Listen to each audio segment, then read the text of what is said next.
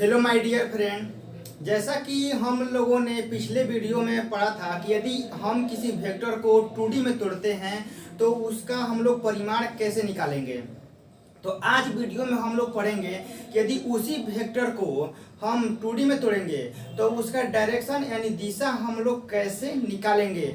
और एक बात, यदि हम उसी वेक्टर को 3D में तोड़ देते हैं, 3D मतलब कि उसको 3 अक्ष में तोड़ देते हैं, एक्स अक्ष, वाई अक्ष और जेड अक्ष, उसको हम तीनों अक्ष में यदि तोड़ देते हैं तो उसका यानी हम लोग परिमाण और दिशा कैसे निकालेंगे। तो चलिए चलते हैं कि यदि हम किसी वेक्टर को 2D में तोड़ते हैं तो उसका परिमाण निकालने का तरीका मैंने आपको बता दिया था। अब चलते हैं कि उसका दिशा यानी डायरेक्शन हम लोग कैसे निकालेंगे। तो देखिए, यदि वेक्टर मान लीजिए कि ए है, इसको हम लोग 2D में तोड़ते हैं तो कैसे लिखते हैं, ए एक्स आई कैप और ए वाई जे कैप। देखिए, इस वेक्टर को हम लोगों ने तोड़ दिया एक्स अक्ष पे और वाई अक्ष पे। इस वेक्टर को हम लोगों ने 2 अक्ष में तोड़ा है, इसलिए इस वेक्टर को कहेंगे कि 2D में तोड़ा गया है। तो इसका परिमाण का जो फॉर्मूला होता है वो मैंने क्या बताया था आपको कि आप अंडर रूट में जो आई का कोफिशिएंट यानी जो आई का गुणांक होता है और जो जे कैप का गुणांक होता है, आप उसको रूट के अंदर स्क्वायर कर दीजिए। यानी आप यहाँ लिख सकते हैं ए एक्स, यहाँ स्क्वायर, यहाँ ए वाई और इसका स्क्वायर। तो यदि आप किसी वेक्टर को 2D में तोड़ते हैं तो इसका परिमाण का फॉर्मूला यह होता है जो कि पिछले वीडियो में मैंने बता दिया था। तो अब देखिए, यदि आपसे दिशा पूछता है,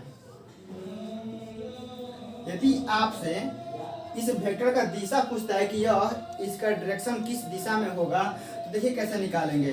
तो आप यहाँ लिखेंगे tan थीटा, ठीक है। tan थीटा बराबर आप लिखेंगे जे कैप का गुणांक बटा में आई कैप का गुणांक है। यानी जे कैप का गुणांक कितना है, ए वाई, और आई कैप का गुणांक कितना है, ए एक्स। तो आप यहाँ पर लिखेंगे कि ए वाई बटा में ए एक्स। तो थीटा बराबर कितना हो जाएगा, tan इधर जाएगा तो कितना हो जाएगा, tan इनवर्स।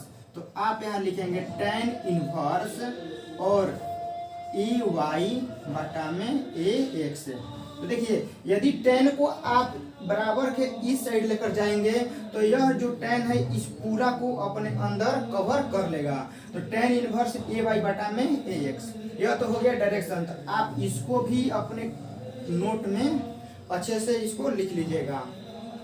तो अब देखिए, अब आते हैं क्वेश्चन पे। यदि क्वेश्चन देता है तो कैसे हम लोग निकालेंगे।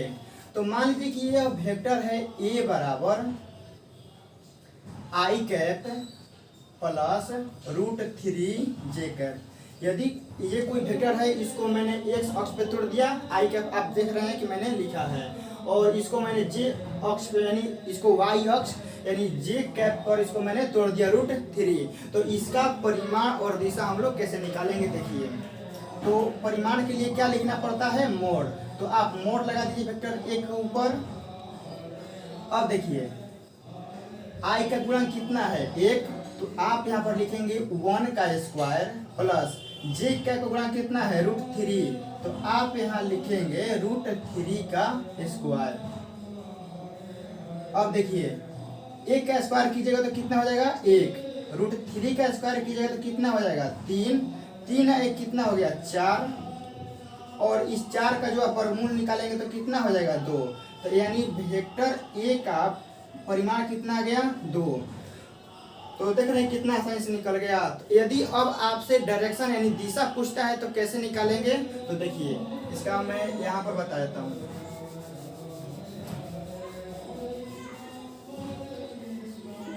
यदि आपसे इसका दिशा पूछता है तो आप यहाँ लिखेंगे दिशा और लिखकर यहाँ डैश देंगे और लिखेंगे tan थीटा। तो tan थीटा बराबर क्या होता है, ए वाई बटा में ए एक्स। तो देख रहे हैं, जो जे कैप का गुणांक होता है वो क्या होता है, ए वाई, और जो आई कैप का गुणांक होता है वो होता है ए एक्स होता है। तो देख रहे हैं, ए वाई बटा में ए एक्स यानी √3। हम √3 को कहाँ लिखेंगे, ऊपर, और आई कैप का गुणांक कितना है, 1। तो मैंने यहाँ क्या लिख दिया, 1। तो अब देखिए, अब आप tan को ले जाइए बराबर के इस साइड। तो यहाँ क्या बचेगा, थीटा, और tan उधर जाएगा तो कितना हो जाएगा, tan इनवर्स, और √3 बटा में 1 को आप √3 लिख सकते हैं, ठीक है। तो आप लोग जानते हैं कि tan में √3 कितना डिग्री का मान होता है, 60 डिग्री का। तो थीटा बराबर कितना हो जाएगा, 60 डिग्री। यानी जो इस वेक्टर का डायरेक्शन होगा वो कितना एंगल पे होगा, 60 डिग्री पे होगा। देखिए आपको एक जगह यहाँ दिक्कत होगा कि tan √3 का मैंने 60 कैसे लिखा। देखिए इसका निकालने का कंसेप्ट क्या होता है, आप ऐसे पढ़िए, tan में √3 कितना डिग्री का यानी मान होता है। तो आप लोग जानते होंगे कि √3 जो होता है वो tan में 60 डिग्री का मान होता है। तो मैंने थीटा बराबर 60 डिग्री लिख दिया। तो देख रहे हैं, यदि एक क्वेश्चन से यदि आपको परिमाण पूछेगा तो आप ऐसे निकाल दीजिएगा, यदि दिशा पूछता है तो आप लोग ऐसे निकाल दीजिएगा। यदि आपका ऐसा कोई एक ऐसा वैल्यू भी आ सकता है कि जो आपको यहाँ मालूम नहीं है, यानी उसका एंगल कितना होगा, तो उसको आप वैसे ही छोड़ सकते हैं। तो देखिए उसी एक ऐसे क्वेश्चन पर हम लोग चलते हैं अब एक नेक्स्ट क्वेश्चन की ओर। देख रहे हैं कि मेरा एक क्वेश्चन है जो कि मैंने लिखा है वेक्टर b बराबर 2i cap plus 3j cap. तो इस वेक्टर का हम लोगों को परिमाण निकालना है और दिशा भी निकालना है। तो देखिए सबसे पहले तो यहाँ लिखेंगे हम वेक्टर b का मोड बराबर अंडर रूट में जो i का कोफिशिएंट यानी गुणांक होता है उसको हम लोग यहाँ पर स्क्वायर करेंगे, 2 का स्क्वायर, और जो j का गुणांक होता है कितना है, 3, तो इसको हम लोग यहाँ स्क्वायर करेंगे। तो अब देखिए 2 का स्क्वायर कितना होता है, 4, और 3 का स्क्वायर 9, तो 9 और 4 कितना हो गया, रूट में 13 आ गया। तो हमारा परिमाण निकल गया। यदि आपसे दिशा पूछता है तो दिशा के लिए मैंने क्या बताया कि आपको tan थीटा निकालना है। तो आप यहाँ लिखेंगे tan थीटा, और tan थीटा बराबर लिखेंगे j कैप का गुणांक बटा में i कैप का गुणांक। तो j कैप का गुणांक कितना है, 3। तो देखिए सबसे पहले आपको फॉर्मूला लिख लीजिए यदि याद नहीं है तो, ay बटा में ax। तो j कैप का गुणांक कितना है, 3, तो आप यहाँ 3 लिख दीजिए। i कैप का गुणांक कितना है, आप देख रहे होंगे 2 है, तो आप यहाँ पर 2 लिख दीजिए। इधर क्या था, tan थीटा। अब आप इस tan को बराबर के उस साइड लेकर चले जाइए। तो थीटा बराबर देखिए कितना हो जाएगा, tan उधर जाएगा तो क्या हो जाएगा, tan इनवर्स 3/2। तो अब देखिए अब आपको 3/2 का वैल्यू नहीं मालूम है कि tan में 3/2 कितना डिग्री का मान होता है। यदि आपको नहीं मालूम है तो आप इतना भी छोड़ सकते हैं। आपको एग्जाम में इसका वैल्यू यानी एंगल रूप में नहीं देगा, ऐसे ही ऑप्शन दे देगा, तो आपको ऐसे भी इसको छोड़ सकते हैं। तो अब चलते हैं कि यदि हम किसी वेक्टर को 3D में तोड़ते हैं तो 3D में उसका परिमाण और परिमाण यानी कहेंगे मापांक, और उसका डायरेक्शन कैसे हम लोग निकालेंगे। वेक्टर को 3D में तोड़ेंगे तो उस वेक्टर का परिमाण और डायरेक्शन हम लोग कैसे निकालेंगे। तो देखिए यदि मान लीजिए कि वेक्टर हमारा a है, इसको हम लोग तोड़ेंगे तो ax i cap, ay j cap और az k कैप।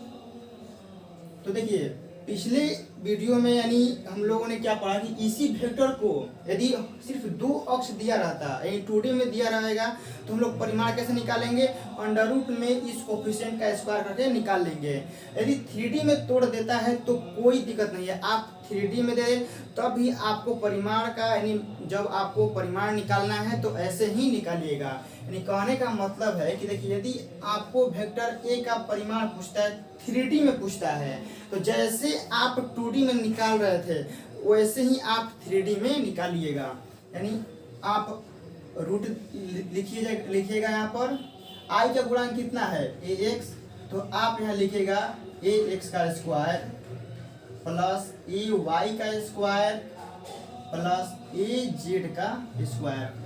तो देखिए 2D में क्या था, हम लोग बस इतना पढ़े थे, और 3D में क्या करना है, बस एक ऐड कर देना है। तो सारा फॉर्मूला और कंसेप्ट वही है, तो बस आप इसमें ही एक जोड़ दीजिएगा तो हमारा क्या जाएगा, 3D का निकल जाएगा। तो देखिए यदि मान लीजिए कोई वेक्टर a बराबर 2i कैप 3j कैप और मान लीजिए 3k कैप है, तो इस वेक्टर का हम लोग परिमाण कैसे निकालेंगे। देखिए तो सबसे पहले आप लिखिएगा वेक्टर a और इसके साइड यानी दोनों साइड मोड़ का चिन्ह लगा दीजिएगा।